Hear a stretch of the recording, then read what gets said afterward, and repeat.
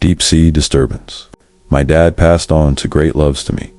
Fishing in his Rodman 1250 fishing boat. It's got a decent sized cabin, perfect for overnight deep sea excursions. I usually fish off the coast of Mississippi, an hour's sail out, then drop anchor for a day of fishing. That's exactly what I did one Friday with my cousin, Jack McLean. We planned to fish all day Friday, spend the night, and sail back Saturday. About an hour out, I found our spot and we cast our lines. We had a radio and plenty of beers to pass the time. The sunset that evening was breathtaking, with nothing to obstruct the view on the horizon. Little did I know that would be the last pleasant thing to happen that night. By the time the sky was completely dark, we'd packed up our gear and were inside the cabin, playing cards and eating burgers. Mid-conversation, Jack stopped me. "Listen," he whispered. In the distance, we heard a boat motor. We stepped out onto the deck and peered into the darkness, but with no moon, we could barely see 50 feet in front of us. Yet, over the calm waves, the distinct sound of an engine carried to us. Whoever was out there didn't have their lights on. Our cabin lights were blazing, making us an easy target to spot and avoid. We expected the sound to fade, to sail away into the night. Instead, it seemed to circle us for a bit. Then abruptly, the motor died. Silence fell, broken only by the gentle lapping of water against our hull. Jack started getting paranoid. He thought we were being stalked. He wanted me to use the spotlight to search for the other boat. I was hesitant. That felt like an obnoxious, obvious move.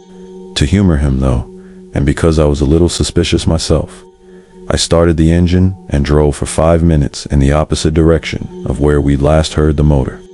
After a solid 5 minutes, I killed the engine, and we went back inside the cabin to resume our card game. It felt like only seconds after we sat down when we heard it again. This time, I heard it first. The motor was being given much less gas. A slow, deliberate thrum.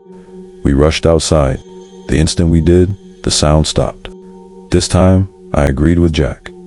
The spotlight was a necessity. The spotlight only rotated 180 degrees, so I angled our boat slightly to the right to point the light in the direction we'd heard the other vessel. The beam shot far into the horizon. My heart pounded as I slowly swept the light to the right. Finally, the beam landed on a boat, floating not too far away. I instantly turned off the light and told Jack to kill the cabin lights. I threw our boat into full throttle and steered us away from the area. I drove for another 5 to 10 minutes before I thought we were clear.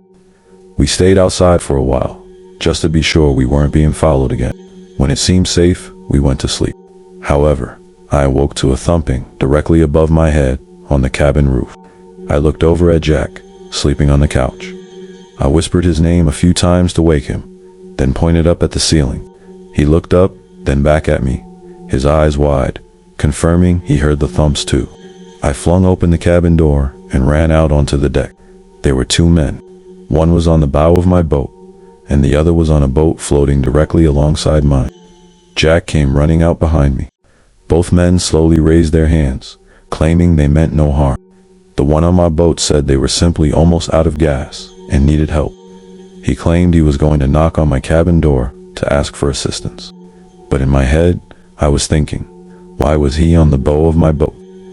I subtly flicked Jack's thigh, signaling that I was about to do something rash. The guy stepped down from the bow to the lower deck, right in front of Jack and me. He was significantly taller and bigger than us. He looked at me for a few moments and reached out his hand, expecting a handshake. Without saying anything, I knew something was about to go down, and for all I knew, it could start with me shaking his hand. Instead of taking his hand, I shoved the guy overboard into the water with all my strength. I sprinted up to the cockpit to start the boat, yelling at Jack to make sure they didn't get back on. We were able to lose them in the night for good this time. I didn't stop though. I kept going for a full 2 hours, straight back to shore. We made it back to my dock and slept on my boat that night. The next morning, we packed up and drove home. Strange things can happen out at sea in the dark, but I never anticipated anything like that. I don't know what those guys were planning on doing to us on my boat, but considering they had been making a point of stalking us, I knew it was nothing good.